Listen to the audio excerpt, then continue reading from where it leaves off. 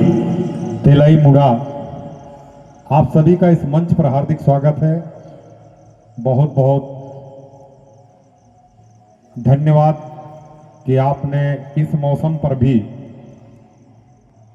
इस मंच पर आकर के हमारे इस आयोजन को सफल बनाने में एक महत्वपूर्ण योगदान निभाने का प्रयास किया। इसके लिए आयोजन समिति निर्णायक मंडल की ओर से मैं आपको सादर धन्यवाद देता हूं। और जो आप लोगों का प्रसंग है अयोध्या कांड का, ये मेरे समझ से एक मार्मिक प्रसंग है। ठीक है, राम सीता लक्ष्मण वनवास में है, चित्रकूट में है इस समय, और वहां पर राजा जनक पहुंचे हैं अपनी पत्नी के साथ, सुनैना के साथ, और उन्होंने सीता को साथ में राम का देख करके बहुत बहुत धन्यवाद करते हुए सीता का उन्होंने कहा कि गंगा ने तो इस पृथ्वी पर 3 ही स्थान ऐसे पवित्र बनाए, लेकिन तुमने पूरे संसार सागर में ऐसी कीर्ति नदी बहाई है जिसमें लाखों लाख साधु, जंगम साधु समाज, पूरे संसार को तारने वाली तुमने एक कथा लिखने का अवसर दिया। जैसा अध्यात्म में भी लिखा है थोड़ा सा, हरिद्वारे प्रयागराजे च गंगा सागर संगमे सर्वत्र दुर्लभा गंगा त्रय स्थाने विशेषता। 3 स्थान गंगा के पवित्र हैं, हरिद्वार, प्रयागराज और गंगा सागर। वैसे तो गंगा पूरा पृथ्वी में घूमी, लेकिन ये 3 खास स्थान है उसके। इन स्थानों पर का दर्शन प्राप्त कर लेना ही मनुष्य के लिए तर जाने के लिए मतलब एक सुगम रास्ता है। तो यहां मैं थोड़ा सा ध्यान आकृष्ट कराना चाहूंगा। ये तो मैं एक समाज के लिए इस बात को कह रहा था। यहां पर देखिए, सिए पितु मातु स्नेह बस विकल न सकी संभारी।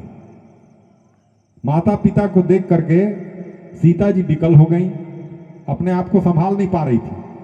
ठीक है, लेकिन धरनी सुता धीरज धरयु समय सुधर्म विचारी। धरनी सुता सीता जी हैं, उन्होंने धीरज धर लिया। क्या सोच के धीरज दिया? समय और सुधर्म को। तो मैं थोड़ा सा आप लोगों से जानना चाहता हूं आपका विचार कि इस समय सीता जी का समय और सुधर्म क्या था?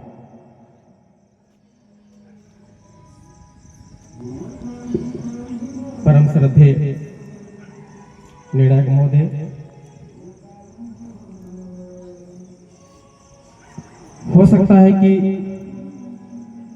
जो आपका विचार हो मैं वहां तक न पहुंच पाऊं, या आपके विचारों से मेरी विचार मेल न खाए। फिर भी यह जब महाराज जनक जो है कि सीता जी को विदा करते हैं, तो उस समय गोस्वामी जी लिखते हैं कि बहुविधि भूप सुता समुझाई, नारी धर्म कुल रीत सिखाई। और मां सुनैना भी उनको सीख देती है कि सास ससुर गुरु सेवा करी हूं, पति रूप लखी आयसु अनिसर हूं। यानी एक स्त्री का धर्म जो है कि अपने पति का, सास ससुर का, गुरुओं का सेवा करना होता है। और यह समय जो है कि रात्रि का बेला है, रात्रि का समय है, और इस समय सीता जी मन में विचार भी करती है कि मुझे इस समय यहाँ नहीं बल्कि अपने सासू माँ जहाँ है उनके शिविर में और उनके सेवा के लिए मुझे होना चाहिए। तो मेरे विचार से यही समय और यही सीता जी का धर्म की अपने बड़ों का सेवा करना जो है कि उसी को यहाँ पर धर्म कहा गया है। चलिए ठीक है, आप जिस लिंक पर चले ना, वो जो आपके मैंने आप ना थोड़ा सा समझ नहीं पाए मेरे प्रश्न को। मेरा कहना ये था कि उनका इस समय और सुधर्म क्या, तो मैं समय दिन और रात या घड़ी का समय नहीं पूछ रहा हूँ। जी जी हाँ, जी इस काल में क्या स्थिति थी, इस समय क्या स्थिति थी उनके लिए, और उनका धर्म क्या कह रहा था इस समय, ये पूछ रहा हूँ, जिसको सोचकर उन्होंने धीरज धर लिया। जी वैसे आप अपने हिसाब से ठीक बता रहे थे, जैसा आपने समझा। जी जी जी। देखिए, सीता जी जो है भूमि की पुत्री है, भूमिजा कहा जाता है सीता जी को। और धरती का जो एक गुण है, सहनशीलता, धैर्य धारण करना, ये धरती का गुण माना जाता है, पृथ्वी का गुण माना जाता है। और सीता जी भी जब अपने मायके वालों को देखती हैं और देखती हैं कि मुझे देख करके दुखी हो रहे हैं, तो वो विकल हो जाती हैं, व्याकुल हो जाती हैं। परंतु समय ये सोचती है कि यदि मैं इस समय जो है कि इन्हीं की भावनाओं में, इन्हीं के साथ अगर बह गई, तो ये जो है और ज्यादा दुखी हो जाएंगे।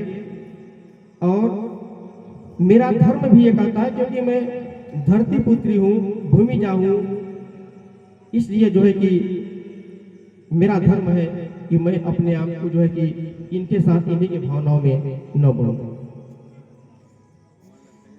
बहुत सुंदर विचार आपका।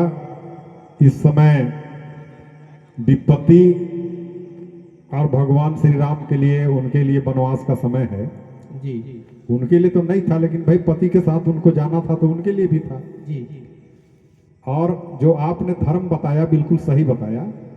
उनका धर्म यही था कि इस समय मैं धैर्य धारण करूं। अगर धैर्य धारण नहीं करूंगी, जी जी मेरे माता पिता वो भी तो राजा हैं जी भाई।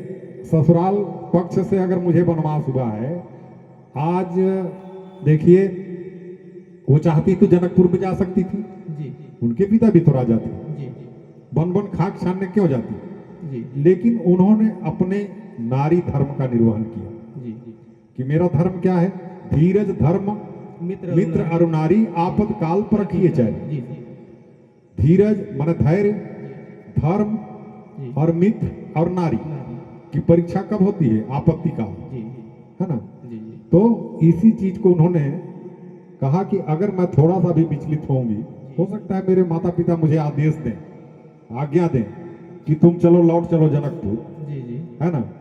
तो मेरी माता धरनी सुता है, वो यहाँ पर उल्लेख कर रहे हैं गोस्वामी जी, जी जिनका भार उतारना है, जिस काम पर हम लोग अग्रसर हो चुके हैं, जी तो वो काम भी रुक जाएगा, है ना।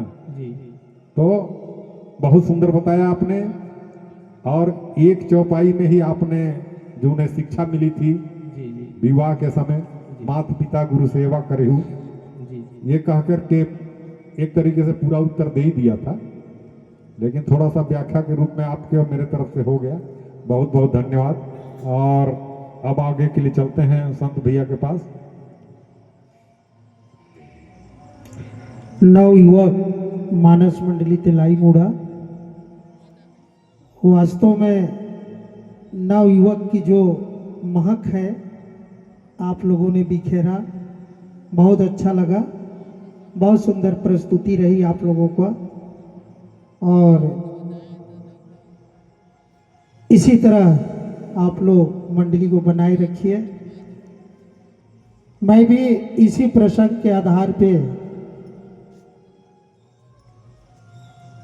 आपसे जानना चाहूँगा कि उपयुक्त प्रसंग के आधार पे आज के वर्तमान जनमानस को आप अपने तरफ से क्या संदेश देना चाहेंगे? संक्षिप्त में, बहुत कम शब्दों में आप अपने विषय को रखेंगे। परम श्रद्धे, वैसे तो ये रामचरितमानस ही जो है एक जो है कि पूरी मानवता का पाठ हमको पढ़ा देती है। यह प्रसंग से शिक्षाएं तो बहुत दी जा सकती हैं महोदय, परंतु चूंकि आपने कहा कि मैं संक्षेप में कहूं, तो मैं जो है कि आधुनिक परिप्रेक्ष्य में समाज को इस प्रसंग के माध्यम से ये कहना चाहूंगा कि जिस प्रकार से भगवान राम जो है अपने पिता के वचनों को मान करके वन में चले आए, यानी उनकी आज्ञा का पालन किया, तो पहली शिक्षा तो ये लेनी चाहिए कि हमें भी अपने माता पिता के आज्ञा का पालन करना चाहिए, आज्ञाकारी होना चाहिए। दूसरा जो है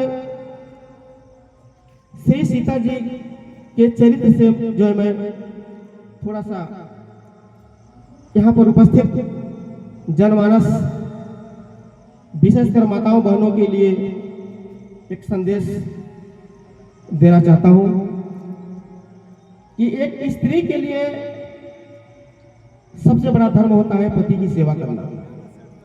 जैसा कि मैंने एक चौपाई में भी बताया कि पति रुख लखी ऐसा अनुसर हूँ, यानी उन्हें ये कहना ना पड़े, मैंने उनको इसका इंतजार नहीं करना चाहिए कि हमारे पति कुछ कहें तभी हम करेंगे।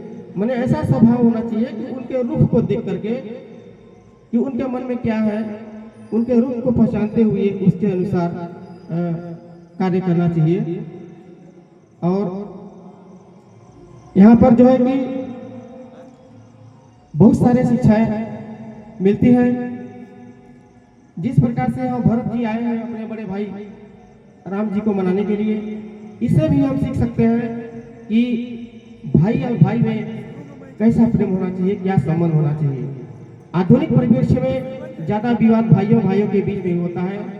यदि हम इस प्रसंग को पढ़ें और अपने जीवन में उतारें तो मैं समझता हूँ कि भाई में जो राम और भरत में प्रेम था, उसका अगर एक अंश भी इस कलयुग में भाई के बीच में हो जाए तो सभी का उद्धार हो जाएगा।